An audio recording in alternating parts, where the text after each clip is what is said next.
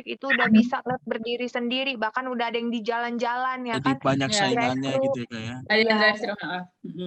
Dan kedepannya bisa lebih murah lagi, bisa. Tapi ya jangan nunggu murah dulu baru lo periksa kan. Iya. Gitu kan. Keburu mencicipi kayak rumah ada yang juga selamanya maksudnya. pasien yang kayak gitu, yang Iya. kapan 450-nya dok? Oh masih MOU-nya belum gini, tapi paling Senin. Ayo udah deh Pi, Senin aja. Ya Aduh, ampun. itu persepsi yang harus sebenarnya diluruskan gitu ya Kak. Untung nih masyarakat Katolik, Frater, Caca, malam hari ini kita ketemu dan berbincang. Satu lagi dok. Sama ahlinya. Oh sok, mangga. Aku juga mau nanya habis ini. Satu lagi. Padahal gue belum nutup loh sebenarnya. Satu lagi dokter itu kan ini yang paling penting, terutama ini yang paling penting. Ketika berhadapan dengan pasien-pasien itu kan memang ada yang ngeyel ya, yang merasa dari kita sendiri lelah lah ngadepin orang itu. Tapi juga ada yang ibaratnya dokter menghadapi mereka yang percaya, yang udah ada pasien-pasien, terus ada nggak dari mereka gitu yang merasa putus asa, sedih? Ya gimana ya, sharing sama dokter gitu loh, karena kalau kena COVID gitu loh. Obat-obat ini nggak bisa. Jadi mereka ya dokter berhadapan dengan orang-orang yang mengalami COVID ini, dan dokter juga gimana ya gitu perasaannya gitu, apa tindakannya, perasaannya seperti apa dengan mereka pasien dokter sendiri gitu. Pernah sih Frater, misalnya gini, dia kita ini kan kebetulan tinggal di daerah pabrik ya, bisa dibilang gitu kan ya. Terus kesenjangan sosialnya itu kan kerasa banget. Iya. Ya kan? Kayak ya kita katakanlah kota wisata gede peng gitu. Terus depannya Narogong itu udah bisa dibilang pemukiman depannya. Ya kan daerah-daerah pabrik itu belakang. Iya, betul. Jadi aku tuh kebetulan kerja di klinik tuh yang pasiennya itu mulai dari low class sampai high class. Nah, ya kan? Nah, pernah suatu hari aku ketemu pasien, bapak-bapak 52 tahun tuh kalau nggak salah, security. Waktu itu harga antigen masih mahal memang, di 195 waktu itu. Dia mau di antigen tapi belum gajian. Belum gajian waktu itu. Tapi aku dari gejalanya kayak yakin banget sih ini karena COVID-19, apalagi waktu itu kan bulan Mei ke Juni itu yang gila-gilaan ya, second wave kan. Iya. Terus aku kayak, oh ini pasien mau, tapi kalau aku langsung isolasi mandiri kan dia kan butuh keterangan perusahaannya di bawah dia COVID. Nggak bisa cuma aku tulis COVID-19, harus ada hasil antigen kan minimal. Karena kalau dia izin, potong gaji. Karena kita ini masih banyak ternyata pabrik-pabrik yang tidak ada izin sakit.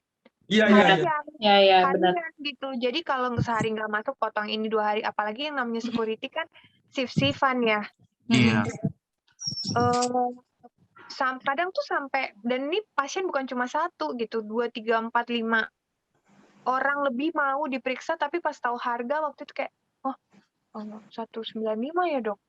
Oh belum gajian, mau gitu. Nah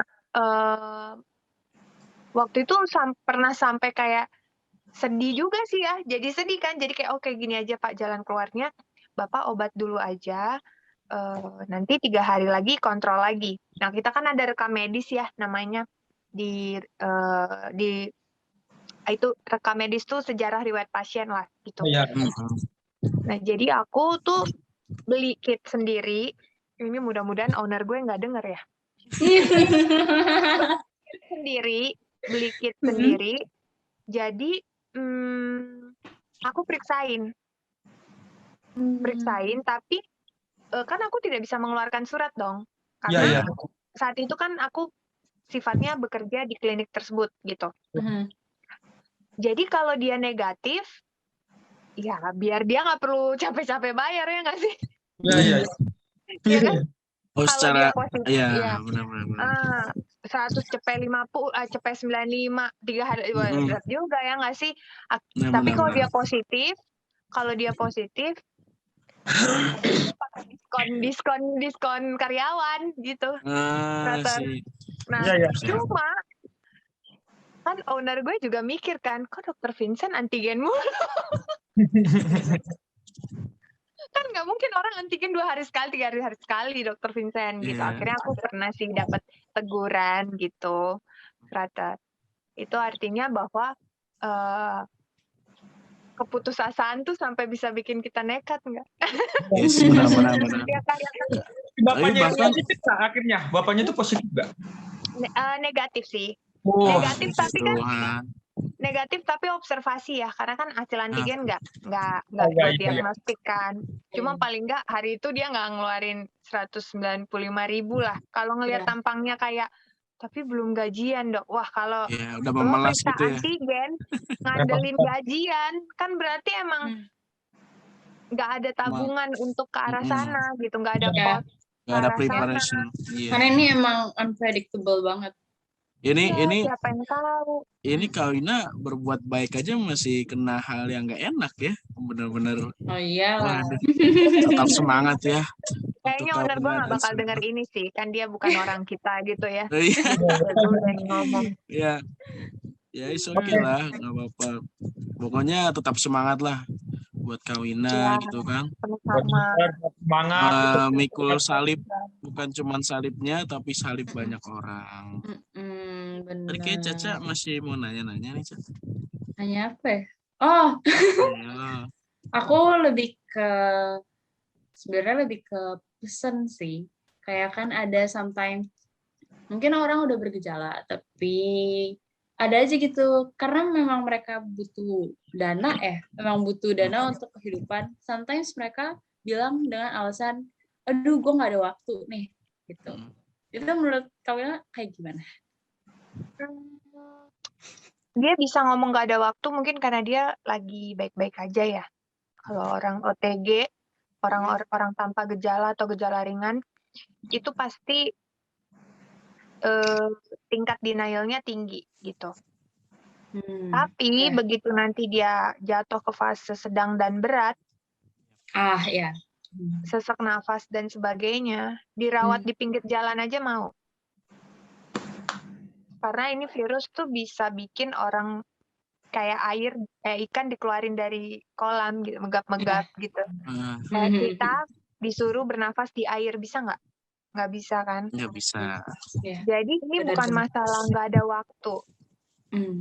Lo punya uang, lo punya kedudukan, kan kita udah jadi saksi ya, petinggi juga meninggal, orang kecil juga meninggal gitu. Lo artis, selebgram terkenal, endorse sana sini juga nggak dapet juga rumah sakit gitu. Benar, sampai ada yang dirawat di mobil, di mana? Rawat di mobil, rawat sendiri. Akhirnya ini bukan masalah ada waktu apa enggak gitu.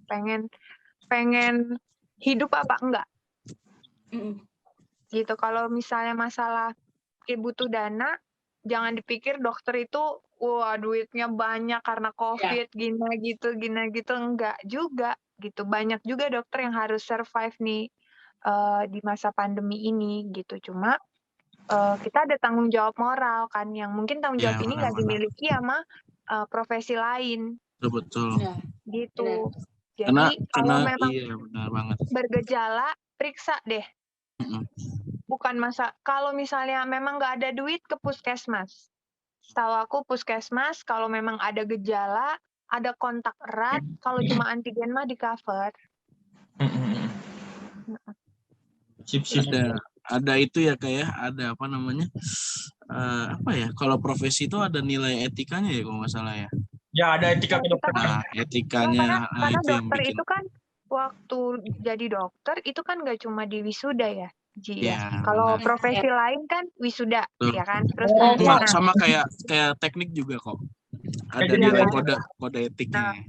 Kalau dokter tuh wisuda kan S1, terus habis itu ngambil profesi kan. Bukan kalau sarjana kan belum bisa praktek, harus ngambil profesi kan.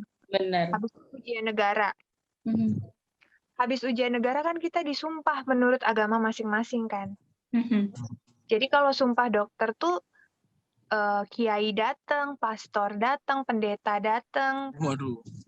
Jadi Yang sumpah itu dokter ya. tuh agamanya apa aja, petingginya didatangkan dan bersumpah di atas kitab suci masing-masing gitu. Aku nggak tahu itu ada di profesi lain apa enggak ya.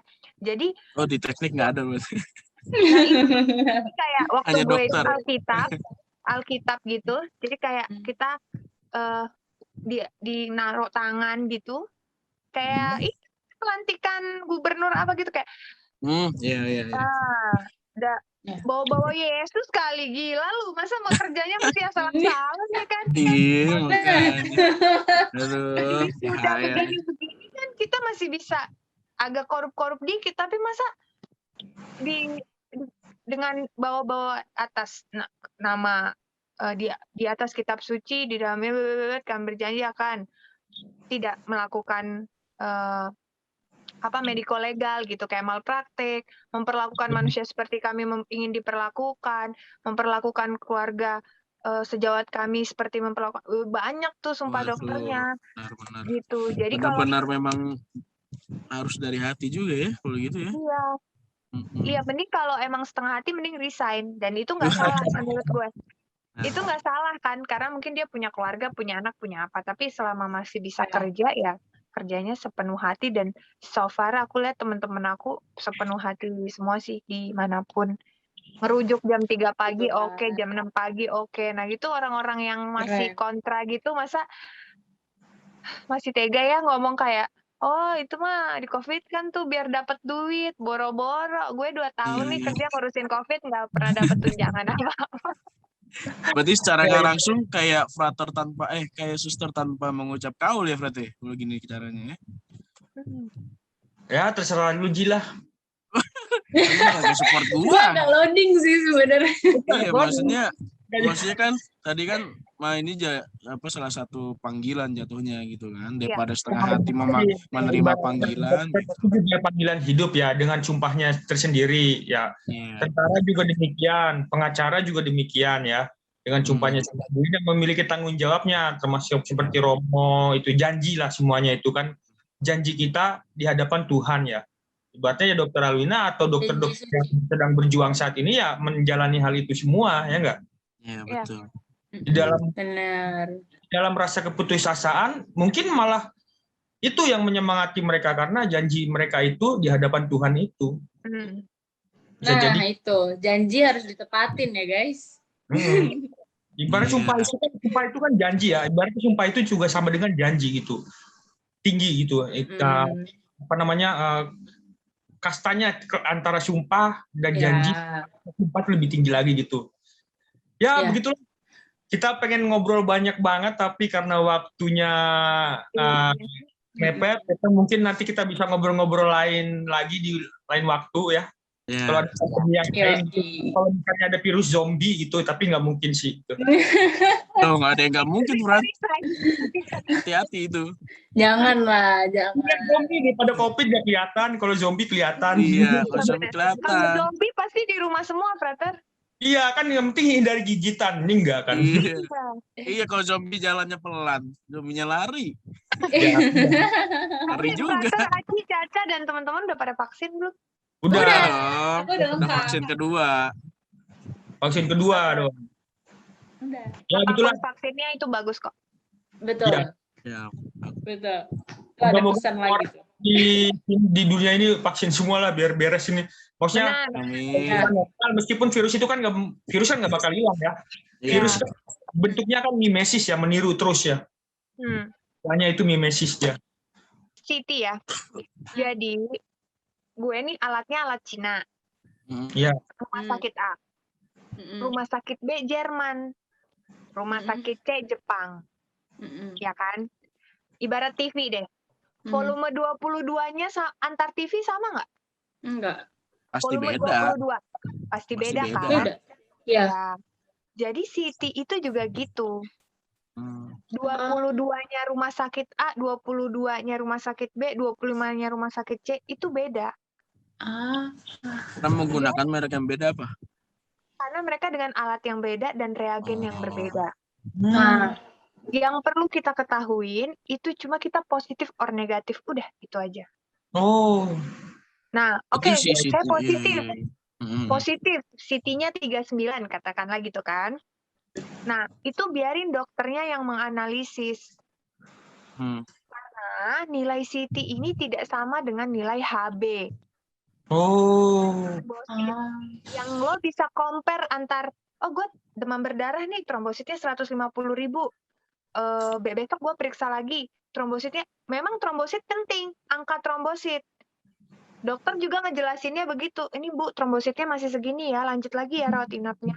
Harus di atas 100.000 dulu lah, paling nggak baru boleh pulang. Nilai trombosit, asam urat, kolesterol, bla bla bla bla. Cuma CT ini bukan tidak menandakan jumlah kuman lah, bla bla. Dia itu namanya apa ya? Alat nih dimasukin nih, muter kan, set, belum ketemu virus, satu, set, muter. Tapi kan buatan Jerman, buatan Jepang, buatan ini beda. Iya. Sensitivitasnya. Jadi CT itu tidak menjadi standar apapun dalam pengobatan pasien ringan dan sedang. Kalau dia udah masuk ICU, barulah di situ ahlinya penyakit dalam paru itu mikirin CT. Gitu. Tapi bukan menunjukkan kuantitas apapun terhadap virusnya yang, berarti kalau CT-nya 39, virusnya cuma 2 biji. Kalau CT-nya 22, berarti virusnya 2.000. Enggak gitu.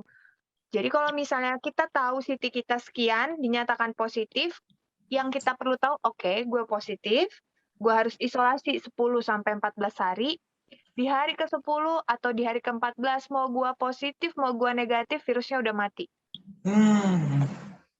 Jadi kita periksa boleh kalau ada dana, nggak periksa juga nggak apa-apa, karena WHO juga udah bilang kalau lo udah isoman 10-14 hari, virusnya udah mati. Jadi nggak perlu lagi periksa PCR kecuali kantor minta. Ya. Kak. Kampus minta, cerita. Tapi kalau cuma mikirin penyakitnya, udah, lo udah isoman 14 hari, sehat, artinya ya ada gejala long COVID biasa ya. Lo mau PCR silahkan, kalau PCR-nya masih positif gimana nih CT-nya 37? Nggak apa-apa, itu bangkainya. Virusnya mah udah mati. Virus tuh sifatnya begitu, nggak pernah bertahan lebih dari 14 hari, virus apapun. Iya. Kak, tapi aku mau nanya dong, Kak. Kan tadi kata Kakak, kalau yang penting kita isoman berapa hari itu? 10 hari OTG 10. Dan gejala ringan, 14 hari gejala sedang dan berat. Tapi kalau misalkan, ini kan aku juga kemarin sempat dengar nih, bahkan nonton, itu malah ada kasus yang orang meninggal karena dia di rumah. Nah sebenarnya apa sih sebenarnya harus kita lakuin di rumah gitu loh? Kan kayaknya cuma isoman doang tuh nggak cukup gitu, bahkan sampai ada berita orang meninggal gitu loh. Nah sebenarnya itu yang kalau misalnya kalau kita positif dan kita tinggalnya bersama dengan orang lain, mereka juga harus screening. Ya.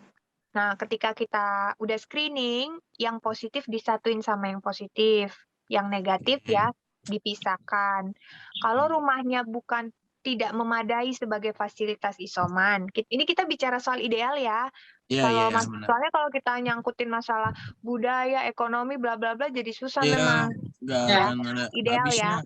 Nah, idealnya itu yang positif pergi dari rumah itu, cari fasilitas isoman. Yang negatif ya boleh stay at home.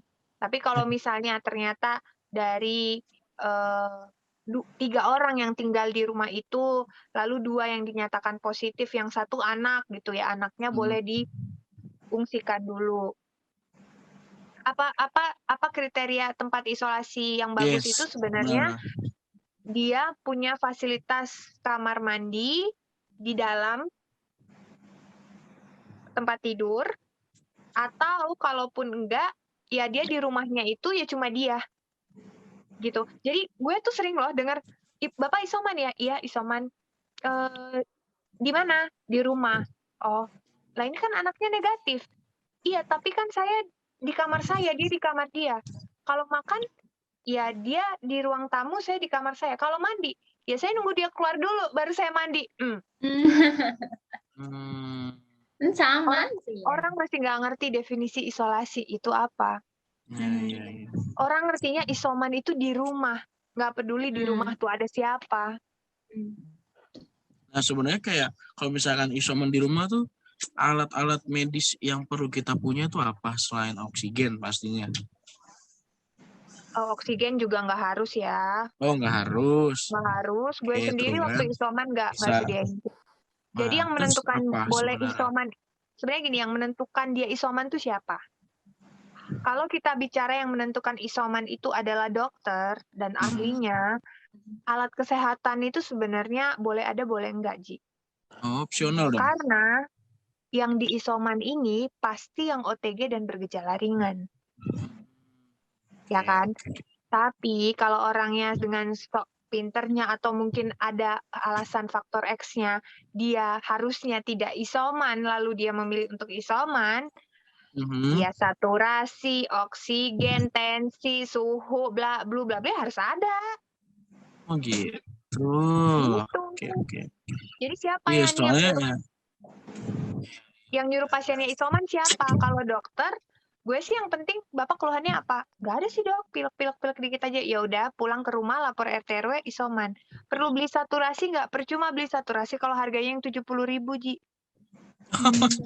Oh gitu. Ya kita tahu lah ada harga ada rupa. Iya. Betul. Jadi gue pernah beli harga saturasi yang waktu itu ya bisa dikatakan abal-abal lah 90.000 sama yang punya gue yang 1,2. Ya beda juga sih. Gitu kan. 1,2. 2 juta. 1,2 juta, Dok. Frater. Iya. Salah tuh. Tuh. Jadi pas gue pasang di jari tuh yang satu A, yang satu beda gitu. Jadi percuma juga kan kalau misalnya beli tapi juga yang kayak KW-KW gitu. Jadi nanggung malah. Nanggung, iya malah enggak kok nih dok, masih 94 ya kan. Orang Indonesia kan kalau ketemu angka tuh langsung pinter gitu. Oh iya, pasti. Ya kan, masih 94 gitu. Tapi gini, masih 94 kok. Gitu. Gue pengen ngecek aja lah besok lah gue. Jadi kan kalau dokter tuh kan menilai nggak cuma dari alat kan. Benar. Kita kan nilai dari keadaan umum. Kalau datang aja udah, ya lo nggak perlu cek saturasi, rujuk langsung ke rumah sakit gitu. Mungkin pas yang datang itu orang gendut dan naik tangga kali, Kak. Gitu. Gue juga capek. Beda sih. Beda kalau orang seseknya COVID itu nggak bisa berkata satu kalimat utuh gitu, dia nggak bisa. Nggak bisa. Terpatah-patah. Atau grogi ketemu kakak kali ya. Saking. Gue aja pakai APD, mana bisa. Kali dia pakai kacamata tembus APD. Kali. Kacamata kayak gue ditembus APD. Terus itu soal CT ya. Jadi jangan terbebani dengan CT. Ya. Satu. Isoman, yang menentukan isoman apa enggak itu bukan ketua RT, ketua RW, yang satgas, kiai, pastor apa bukan. Yang menentukan ya dokter yang menyatakan dia positif apa enggak. Hari itu. Itu kriteria boleh isoman apa enggak. Terus yang ketiga, vaksin. Kan nih Moderna sama Pfizer lagi naik ini nih. Naik daun gitu. Terus ada yang menyesal lah. Tahu gitu gue nggak vaksin. Tahu gitu gue nunggu Moderna. Karena kan Moderna atau Pfizer boleh nih buat orang yang belum pernah vaksin kan. Tapi kan semuanya itu ada harganya ya. Artinya gini, Moderna itu efek sampingnya gila loh. Gila. Artinya gini, suhunya naik banget, sakit kepalanya banget, lengannya sakitnya luar biasa. Oh, gue kira gitu. Gila yang sarafnya gitu. Artinya, maksudnya kekuatan sakitnya gila parah gitu ya. Efek sampingnya tuh gila. Gitu. Tapi ada jaminan nggak kena COVID? Nggak juga. Jadi kita yang udah vaksin itu bersyukur apapun vaksin yang kita dapat itu yang menciptakan itu pengen yang terbaik. Nanti tenang aja kalau misalnya udah vaksin kedua dan Moderna atau Pfizer tetap kita bisa import kan, masyarakat juga bisa booster ketiga pakai keduanya.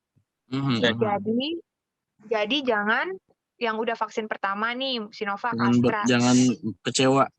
Jangan kecewa dan jangan coba-coba membohongi tempat vaksin Moderna atau Pfizer. Aku sering nemu soalnya ngakunya belum vaksin. Padahal Nah kan itu efek sampingnya apa tuh Kak? Kalau kayak gitu tuh. Setahu aku kan setelah 3 bulan baru boleh ya. Bener apa salah? Tolong koreksi kalau salah. Ini kalau kita habis kena COVID, belum pernah divaksin, lebih baik vaksinnya 3 bulan. Tapi kalau nggak pernah tuh sudah vaksin, langsung aja untuk ambil dosis kedua. Oh jadi nggak perlu nunggu 3 bulan? Iya, jadi ini dia vaksin pertama, kena COVID, langsung aja ambil vaksin kedua, dosis tahap kedua. Kalau ini vaksin pertama, vaksin kedua, terus nggak kenapa-napa, langsung ambil ketiga? Nggak apa-apa dong. Nggak harus nunggu 3 bulan? Enggak. Kan sekarang masyarakat belum bisa dosis ketiga. Iya, 2022. Iya, 2022 ya. Nanti semuanya juga akan dapat giliran kok, sama kan. Berarti gue kena hoax tuh. Berarti gue kena hoax kemarin. Emang dibilang gitu Kak. Muka-muka hoax. Gue dibilang gitu. Muka lu aja hoax. Kira gue dibilang gini, Frat. Gue kan ditanya sama om-om gitu kan. Om di gereja gitu kan. Mas sudah vaksin? Udah om, saya udah vaksin kedua. Wah berarti nunggu 3 bulan lagi nih. Nanti mau ada Moderna gitu. Oh, berarti tahun depan dong om, saya bilang gitu kan. Iya, tahun depan. Tapi gua sebagai kaum awam berarti kan setelah dapat vaksin yang gua kan Sinovac ini, Coronavac lah namanya ya, dua-duanya.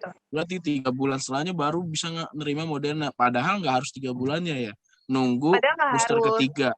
Iya, tapi lo divaksin tiap hari juga nggak ada gunanya ya nggak sih? Ya juga sih. Karena Sinovac tuh juga punya daya hidup kan. Dia ngelihat Moderna masuk kayak, lo ngapain kan ada gue gitu. Iya, terus jadi selek ya, bahaya. Iya, malah nanti malah si Sinovacnya kayak mereka ribut berdua, virus masuk tuh nggak fokus. Gitu. Kayak anak bayi aja, imunisasi kan ada waktunya kan. Nah, cuma karena yaitu udah ilmu lama, orang nggak rebutan. Ini karena Moderna atau Pfizer bisa membentuk antibodi lebih dari 40.000. Hasil lab lah dikeluarin sama orang apa segala macem, jadi rebutan. Terus nggak fokus sama vaksin yang udah dia dapet gitu. Kalau gue sendiri kemarin dapat Sinovac 2 kali, terus nggak ngeyel untuk Moderna gitu. Karena gue ngerasa, gue udah punya kok antibodi. Gitu, selama gue nerapin 5M, mau nggak vaksin juga sebenarnya nggak kena, biasanya kan gitu sebenarnya. Ya, tapi mau gue Moderna terus gue tetap kumpul-kumpul ya bisa juga kena. Jadi nggak usah kecewa dengan apapun pilihan vaksin. Kadang kan ya namanya ada Moderna atau Pfizer, ya diangkat-angkat lah ya kan, supaya orang juga yang kebagian Moderna atau Pfizer juga ada rasa trust. Dulu kan Sinovac dikatain A, AstraZeneca dikatain B, kan gitu kan. Itu kan cuma masalah timing aja sih. Dulu Sinovac dibangga-banggain terus diturunin lagi. Terus AstraZeneca dibangga-banggain, turunin lagi. Jadi semua vaksin itu baik, tergantung keadaan kita. Kalau kita ini yang semuanya sehat-sehat, Sinovac, Astra, Moderna, apa Pfizer, oke. Nah, kita kasihan dong sama teman-teman kita yang autoimun, yang kanker, yang hamil. Nah, mereka ini nggak bisa nih Sinovac, AstraZeneca. Mereka cuma bisa Moderna sama Pfizer. Ya kita yang sehat dikasih Tuhan Yesus tuh segala tidak ada kontraindikasi, ya kita aja deh yang Sinovac sama yang Astra. Kasihan tuh yang autoimun, kasih deh dia Moderna. Gitu. Itu ibu hamil, kasih tuh dia Pfizer. Tapi kasihan juga. Yang autoimun tuh kan ngeri-ngeri sedap itu. Iya, tapi mereka bisa Moderna. Jadi bayangin kalau orang sehat walafiat ngeyel Moderna, sementara yang autoimun sekarang udah pada nunggu-nunggu kapan dapat Moderna. Benar-benar. Karena dosenku ada yang autoimun Kak. Jadi 2 minggu sekali tuh ke Singapura dia, terus dikasih unjuk nih, Bu suntik sini, buset biru-biru. Autoimun tuh dia musuhan sama dirinya sendiri. Ada nggak sih penyakit yang lebih nyedihin dari itu? Nggak ada. Autoimun tuh paling sedih sih. mereka kan bisa Moderna. Jadi menurut gue kita jangan egois juga gitu. Ya kita yang sehat, kita yang sehat, kita yang gak ada kontraindikasi, nggak apa-apa Sinovac sama Astra. Kasih yang butuh itu Pfizer sama Moderna. Nanti juga kalau udah kita bisa kok booster ketiga pakai keduanya. Siap. Thank you, Kak Wina. Gue masih mau nanya dong. Ya, Mana maju? Udah capek nih orang nih. Biar masyarakat Katolik lebih paham Kalau ini nanya, ada lagi nih nanya apa namanya yang soal imunitas vaksinnya makan daging anjing katanya di kalangan orang Batak. Ada lagi. Kenapa? Sampai lapo-lapo nyari daging anjing susah ke waktu itu gua. Gue salah satu orang yang nggak bakal mau makan daging anjing sih. Lagi siapa? Kenapa sih? Siapa Siti lagi? Axel. itu dok. Aja lo. Sebelum vaksin tuh apa aja yang harus kita lakuin? Apakah harus kayak PCR dulu atau gimana? Soalnya takutnya kan kayak OTG gitu loh. Dan kita kan nggak sadar. Kalau gitu Terus perlu makan 4 sehat 5 sempurna. Kalau idealnya memang PCR dulu. Jadi kita harus pastiin di tubuh kita nggak ada virus aktif. Kalau misalkan ada, Ya tunda dong, isoman.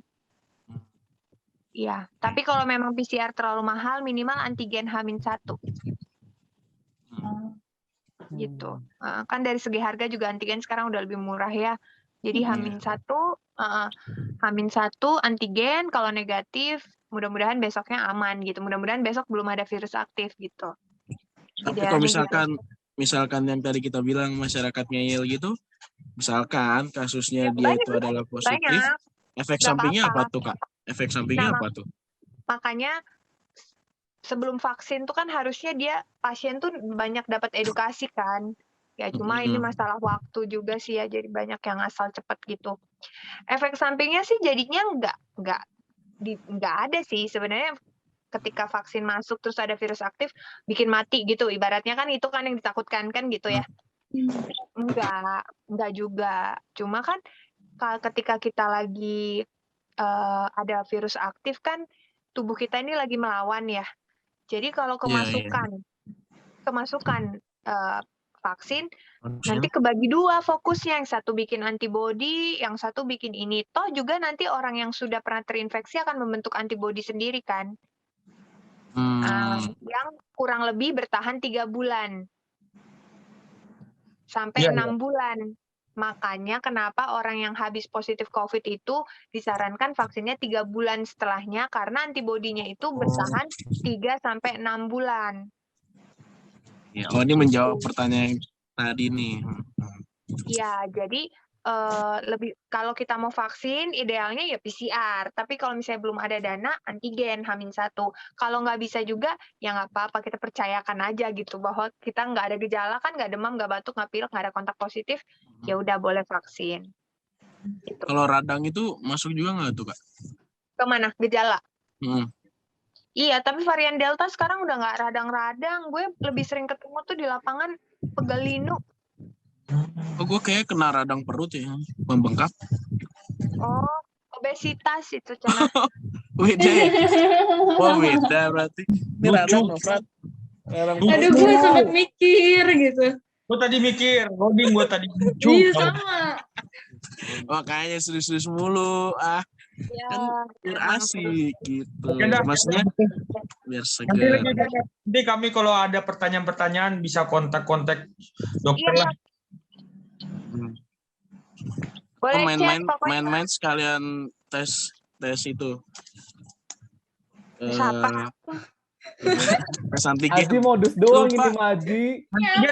Kalau gue mah wajar, gue lagi pilek, batuk, radang, perut. Di sini. Oh ya, mohon maaf, di sini apa ya? Pokoknya Excel kalau ada yang mau ditanyain Japri aja, nggak apa-apa. Nanti nomornya ada di bawah sini ya. Ada di bawah.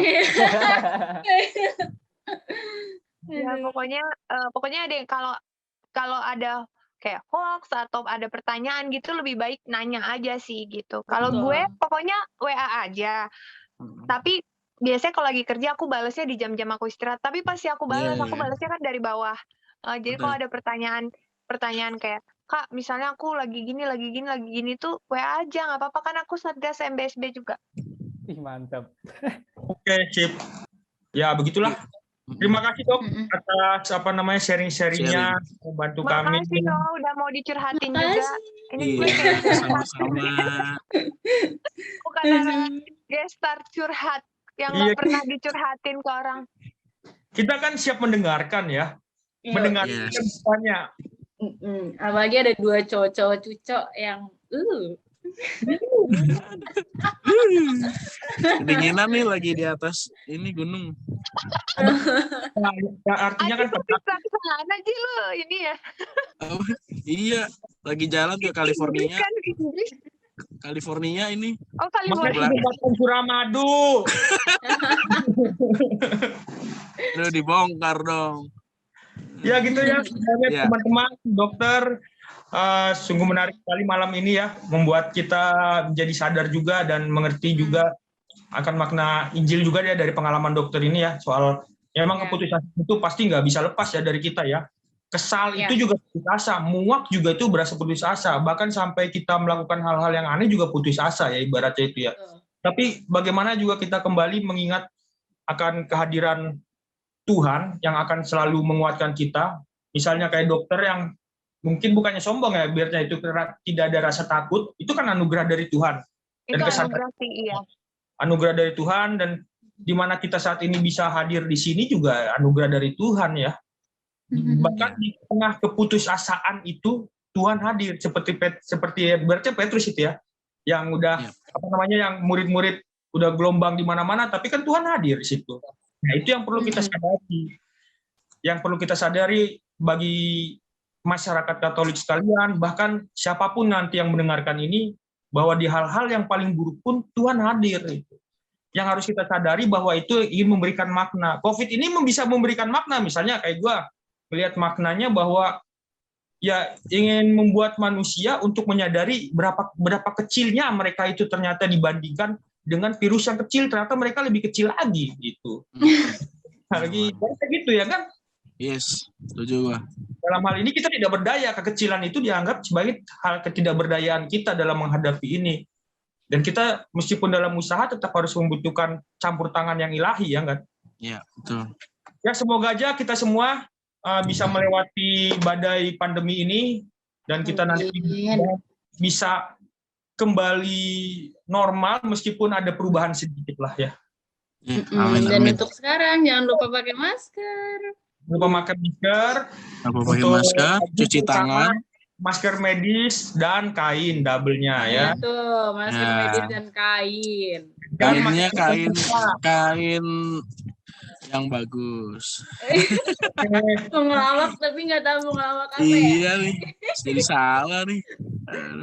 Oke, terima kasih banyak. Oke, dok. Terima kasih. Terima kasih Kak Wina. Tim juga. Iya, nanti aku mampir-mampir ke klinik. Sekarang apa nih Kak? Sekarang setelah kita cerita-cerita, kita ditutup dulu dengan doa. Karena tadi udah dibuka, masa nggak ditutup kan ya? Nanti kebuka lebar gitu. Nah, yuk, Frater, kita tutup dulu dengan doa. Silahkan. Marilah kita siapkan hati kita. Marilah kita berdoa dalam nama Bapa dan Putra dan Roh Kudus. Amin. Allah Bapa di surga, kami mengaturkan puji dan syukur kepadamu atas perjumpaan kami pada malam hari ini dalam sharing kesaksian kami, terutama dari Dr. Alwina yang sangat inspiratif membantu kami dalam menyadari arti makna keputusasaan dan arti makna dari apa yang sedang kami alami pada hari-hari ini. Akhirnya Tuhan, berkatilah kami selalu dalam menerima sabdamu dan menyadari makna sabdamu yang berasal dari kitab suci dan juga sabda yang mungkin tersamar lewat suatu pengalaman yang kami hadapi. Ya Bapa di surga, bantulah kami dengan mengutus Roh Kudus-Mu ke dalam hati kami, agar jiwa, pikiran, dan hati kami kuat dan mengerti akan makna karya keselamatan-Mu di dunia ini. Kiranya juga Tuhan berkatilah Dr. Alwina dalam pekerjaannya, agar selalu penuh dengan sukacita dan dilimpahi kesehatan, agar tetap setia dalam menjalani panggilan pelayanannya demi memuliakan nama-Mu. Doa ini kami haturkan demi Kristus Tuhan kami. Amin. Amin. Dalam nama Bapa dan Putra dan Roh Kudus. Amin. Amin. Terima kasih Frater atas doanya. Terima kasih Frater. Terima kasih juga bagi pendengar sekalian dan yang menyaksikan video nanti, video Bisik ya, dan pendengar Krokin, podcast Krokin, Kesaksian Rohani Katolik Inspiratif. Nantikan juga kita akan tayang memberikan kesaksian-kesaksian lagi di episode-episode selanjutnya. Jadi nantikan aja ya teman-teman. Sampai ketemu lagi. Sampai ketemu lagi. Kami pamit undur diri. Aku kamu itu soalnya. Ya. Kesaksian rohani Katolik Inspiratif. Jangan loading. Krokin. Ayo ulang ya. Ulang. 1, 2, 3. Krokin. Kesaksian rohani. Maaf. Lagi sekali lagi. Ayo. Krokin. Bisik pincang asik. Kesaksian rohani Katolik Inspiratif. Selamat malam, sampai berjumpa lagi.